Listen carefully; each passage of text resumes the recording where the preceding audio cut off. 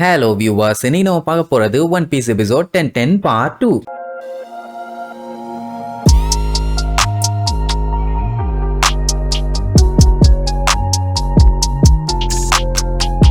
Open பண்ணா நம்ம கைடோவை தான் காட்டுறாங்க. புகைய கிளப்பிக்கிட்டு அந்த புகைக்குள்ள இருந்து படு பயங்கரமா வெளியில வந்துகிட்டு இருக்கான். கண்ணு வேற செவன்னு செவந்து போயிருக்குது. பய உச்சக்கட்ட கோவத்துல இருக்கான். போன எபிசோடு நம்ம கின்னு அட்டாக் பண்ணதானே வந்தான். நல்ல வேலை அந்த டைம் மத்தவங்க எல்லாம் ரெக்கவர் ஆயிட்டாங்க. கின்னு நீ கஷ்டப்பட்டு அவனை சமாளிச்சதுனால தான் இப்ப நாங்க எல்லாரும் நல்லா ரெஸ்ட் எடுத்துட்டு மறுபடியும் சண்டைக்கு வந்துட்டோம். இனி நீ ரெஸ்ட் எடு, நாங்க அவனை பாத்துக்கிறோம்னு ஏதோ பல மணி நேரம் ரெஸ்ட் எடுத்த மாதிரியே பில்டப் பண்ணிட்டு இருக்காங்க. அவங்க அடிச்சு தெரிச்சு விழுந்த அடுத்த செகண்ட் இவன் கத்திக்கிட்டே போய் அட்டாக் பண்ண போனா அடி வாங்கி தெரிச்சு வந்து விழுந்துட்டான். உடனே அவன் ஆயுதத்தை தேய்ச்சி வந்துட்டு இருக்கான். இதுல எவ்வளவு நேரம் கிடைச்சிருச்சு இவங்களுக்கு ரெஸ்ட் எடுக்க. சரி மொத்தத்துல கின்ன பொறுமையா இருக்க சொல்லிட்டு இவனு சண்டைக்கு கிளம்பிட்டானுங்க. அதுவும் எப்படி ரவுண்டு கட்டி நிப்பானுங்க. கைடோ பார்த்துட்டு டே முட்டா பாலையில உங்களுக்கு எல்லாம் எவ்வளவு சொன்னாலும் புத்தியே வராதா? ஆல்ரெடி உங்களுக்கு தான் சிறப்பா செஞ்சுட்டேன்ல, மறுபடியும் ஏன்டா அப்படி பண்ணிட்டு இருக்கீங்கன்னு அவன் ஆயுதத்தை அப்படியே மேல தூக்குவான். தண்டர் பவர் வரும், கீழே அடிப்பான். அந்த இடமும் சரி, சுத்தி இருந்த அத்தனை பேரும் சரி தெரிச்சிருவாங்க. இவன் என்ன தாறு மாதிரி அட்டாக் பண்ணிட்டு இருக்கான். இவ்வளவு பவரை உள்ள வச்சுக்கிட்டா இவ்வளவு நேரம் அடி வாங்கிட்டு இருந்தான். இதெல்லாம் அநியாயம்யா. அடி வாங்கி மல்லாக்க கவுந்தவன் இப்ப இப்படி வந்து அட்டாக் பண்றான்னா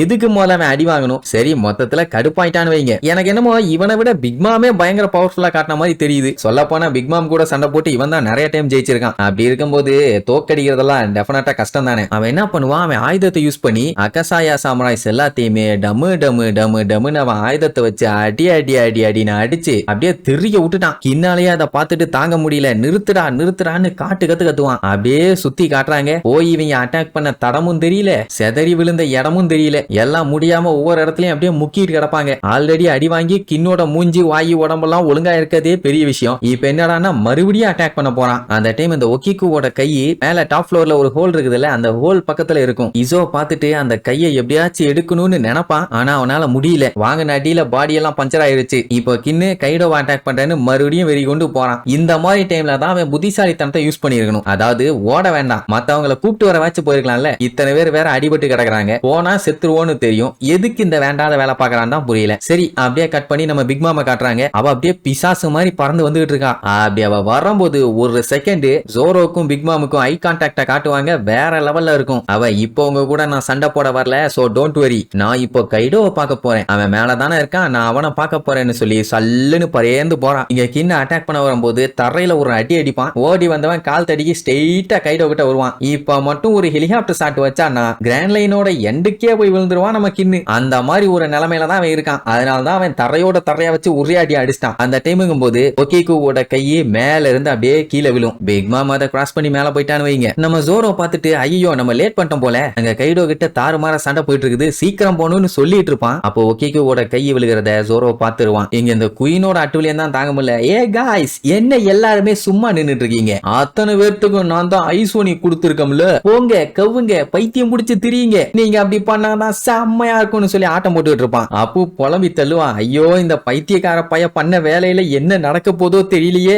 எல்லாத்தையும் என் பக்கம் வேற திருப்பி விட்டுட்டான்னு திரும்பி பார்த்தா இன்னும் விரட்டிட்டு தான் இருக்கானுங்க. உழுதிய கிளப்பிக்கிட்டு ஓடுறான். ஒண்ணும் பண்ண முடியல. சாப்பர் ப்ரூக்கு கிட்ட கொளுத்த சொன்னான்ல, அப்படி கொளுத்தி விட்டு அந்த நெருப்பு கிட்ட நிக்கும் போது அவனை ஃப்ரீஸ் ஆகிட்டு இருக்க அந்த ஐஸ் வந்து அப்படியே ஒரு செகண்ட் ஸ்டாப் ஆகுமா. ரைட்டு என்ன பண்ணுன்னு தெரிஞ்சிருச்சுன்னு பிச்சுக்கிட்டு ஓடுவான். இங்க ஜோரோ அந்த கையை அப்படியே குரு குரு குருன்னு பாப்பான். பார்த்தோன்னே கண்டுபிடிச்சிட்டா அது ஒக்கிக்குவோட கையின்னு. அப்போ மேல சண்டை தாறுமாறா போயிட்டு இருக்குது. அவனுக்கு அப்படியே சுத்தி பார்க்கும்போது உள்ளுக்குள்ள வெறி ஆகுது. ஏன்னா அந்த குயின் லூசுத்தனமா இந்த மாதிரி சுட்டு எல்லாத்தையும் ஐசா மாத்தி விளையாண்டுட்டு இருக்கான். அதுவும் ஆன்டிபாடியை கொண்டு போய் ஒரு குரங்கு பையட்ட கொடுத்து அவன் சுத்தி சுத்தி விளையாட்டு காமிச்சிட்டு இருக்கான். இவங்க கூட தொட்டு விளையாண்டுட்டு இருக்க முடியுமா? ஒவ்வொருத்தனுமே அடுத்தடுத்து இருக்க ஆளுகளை அஃபெக்ட் பண்ணி உசுர வாங்கிட்டு இருக்கானுங்க. இதெல்லாம் பார்த்த ஜோரோ இப்ப கம்ப்ளீட்டா பொறுமையை இழந்துட்டான். இனிமேட்டு பேச்சுக்கு இடமே இல்ல, வீச்சுதான்னு சொல்லிட்டு அவன் வழியில வர்ற எல்லாத்தையும் வெட்டுன்னு வெட்டி தள்ளிட்டு போய்கிட்டே இருப்பான். கொஞ்சம் கூட யோசிக்கவே இல்ல, குறுக்க வந்தா வெட்டுதான். ஏன்னா இங்க இவனுல காப்பாத்தணும்னு சொல்லி அங்க மெயின் ஆளுங்க எல்லாம் செத்துக்கிட்டு இருக்கானுங்க. இது தேவையா? முதல்ல அந்த அப்பு ஓடிக்கிட்டே இருப்பான். ட்ரேக் வந்து ஒரு சைடு அவனை தடுக்க ட்ரை பண்ணுவான். அப்ப நம்ம ஜோரோ எல்லாத்தையும் வெட்டி வீசிட்டு இருக்க பார்த்தோன்னே ட்ரேக்க புடிச்சு திட்டுவான். ஏன்டா அப்படி பண்ற? அவங்க எல்லாம் நம்ம கூட சேர்ந்து சண்டை போட்டவங்க, இந்த மாதிரி பண்ணாதேன்பா.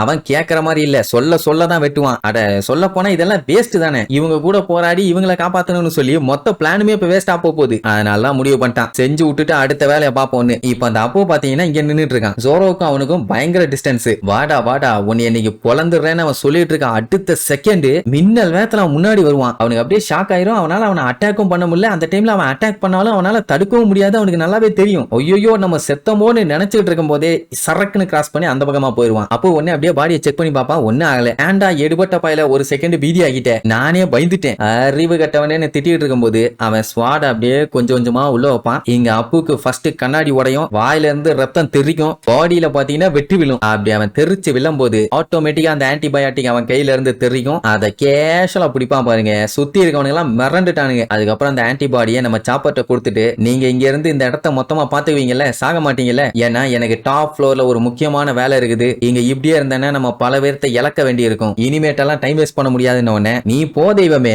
இது போதும் எங்களுக்கு. ஆல்ரெடி அந்த வைரஸ் எப்படி ஒர்க் ஆகுதுன்னு எல்லாத்தையும் கண்டுபிடிச்சிட்டேன். இங்க இருக்க அத்தனை பேர்த்தையும் நான் காப்பாத்திக்கிறேன். உடனே சூப்பர் அப் அப்படின்ட்டு இப்போ ஜோரோவும் கிளம்பிட்டான். அங்க குயின் மறுபடியும் எல்லாத்தையும் அட்டாக் பண்ணுங்க, அதை பண்ணுங்க, இதை பண்ணுங்கன்னு ஆர்டர் போட்டுட்டு இருப்பான். எவனுமே கேட்ட மாதிரி இல்ல. எல்லாம் நம்ம சாப்பர் என்ன பண்றான்னு பாத்துட்டு இருப்பாங்க. அவன் மேட்ரை சொல்லிடுவான். இந்த மாதிரி அஃபெக்ட் ஆனவங்க கிட்ட நெருப்பை யூஸ் பண்ணுங்க. அப்பதான் அவங்க பாடி கம்ப்ளீட்டா மாறாம இருக்கும். மாறிட்டாலும் பரவாயில்ல, நெருப்பையே யூஸ் பண்ணுங்க. அப்பதான் நார்மல் ஆவாங்க அப்படின்னு ஒரு டெமோவும் காமிச்சிருவான். அண்ட் இப்ப ஆன்டிபாடிஸ் எனக்கு கிடைச்சிருச்சு. நான் எவ்வளவு சீக்கிரத்துல முடியுதோ அவ்வளவு சீக்கிரத்துல எல்லாத்துக்கும் ரெடி பண்ணிடுறேன். நீங்க ஒண்ணு கவலைப்பட வேண்டாம்னு சொல்லிட்டு அதை ரெடி பண்ண கிளம்பிட்டான். அதே நேரம் இங்க லூஃபி, ஜிம்பை, சஞ்சி இவங்க 3 பேரும் வழியில வர்ற எல்லாத்தையும் அடிச்சு தெரிய விட்டுட்டு அவங்க பாட்டுக்கு போய்கிட்டே இருக்காங்க. இப்ப இவங்க போயிட்டு இருக்க ஏரியா பாத்தீங்கன்னா 3rd ஃப்ளோரை நோக்கி போயிட்டு இருக்காங்க. 5th ஃப்ளோர் தான் ரூஃப் டாப். அந்த 2 ஃப்ளோரை தாண்டி போறதுக்குள்ளேயே உலக அழிஞ்சிரும் போல. சரி கின்னு பொறுமையாரு, நான் வந்துகிட்டே இருக்கேன் அப்படின்ட்டு அவன் பாட்டு கத்திட்டே ஓடுறான். அவன் எங்கத்த பொறுமையா இருக்கிறது, அங்கதான் எல்லாத்தையும் சட்டியில போட்டு பொறிச்சு எடுத்துட்டு இருக்கானே. இப்படி இவங்க போயிட்டு இருக்கும் போது அந்த ஃப்ளோர்ல ஒரு காட்டுமராண்டி பையன் ஏதோ ஒரு பொண்ணை போட்டு படாத பாடு படுத்திட்டு இருக்கான். அந்த பொண்ணு ஐயோ அம்மானு கத்திட்டு இருப்பாளா, அந்த சவுண்டு